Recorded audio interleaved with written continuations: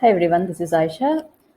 I was at the University of Sussex doing my master's in gender studies just last year, and my research was on fitting in as a queer Muslim in Sri Lanka.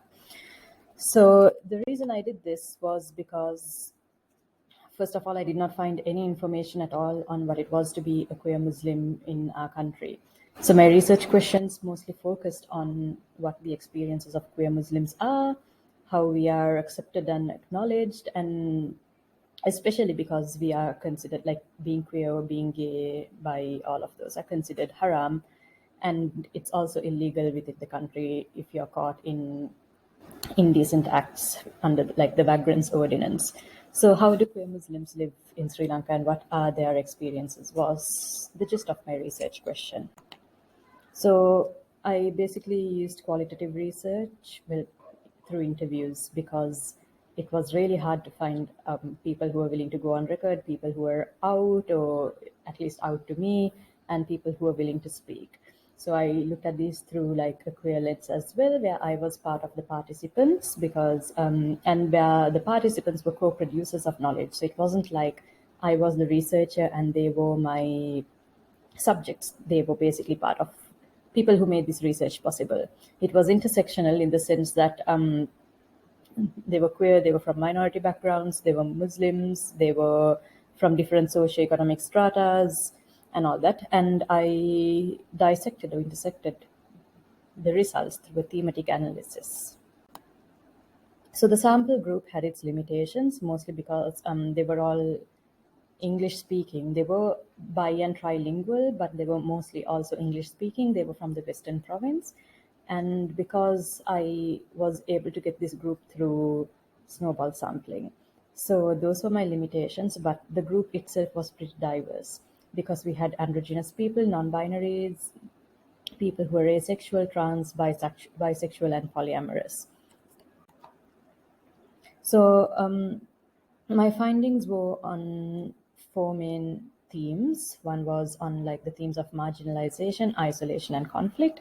Like how does what is the sense of isolation and marginalization that you experience when you're queer, which is not recognized by your country and which is looked down upon within your religion. So you're excluded from like your religious categories, from your religious community, and also from your like country in general by not having rights that straight people have.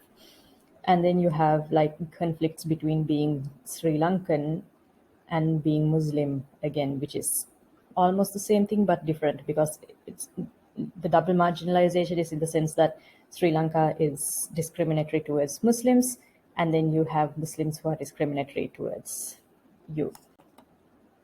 Then we also explored themes of how you found love within Islam itself, because like one of the participants or co-producers basically said what how they grounded themselves was that the problem with using the Quran as an excuse for someone's homophobia is that the Quran itself is neutral, and each chapter opens with invoking God, a merciful creator. So there's no hate or no unacceptance or intolerance within the Quran towards the queer community. So it's very contradictory when you have Muslims being very exclusive.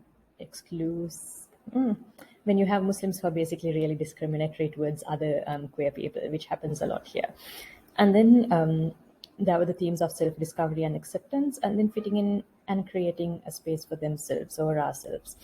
And these themes were something that were across all the participants of how they had a lot of like conflict, marginalization, a bit of like self-hatred and all of that, and then how they started loving themselves, coming to terms with their religion, but also always having a complicated relationship with religion itself, how they eventually like started accepting themselves even though it's an ongoing process, and then how they found communities that accept them online, and how they themselves started opening up towards other queer people, so and putting themselves forward in general, especially online, so that other queer Muslims within the country could come to them and build a sort of safe house or safe community.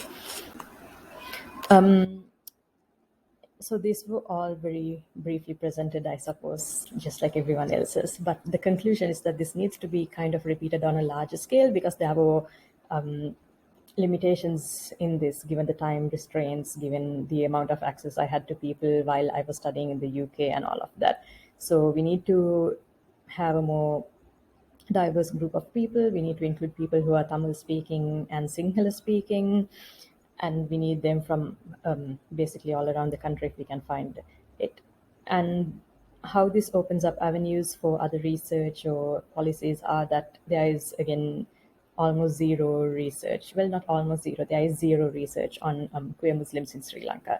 We have a few about the queer communities in general, but yeah, nothing about Muslims who are queer. So we are literally invisible.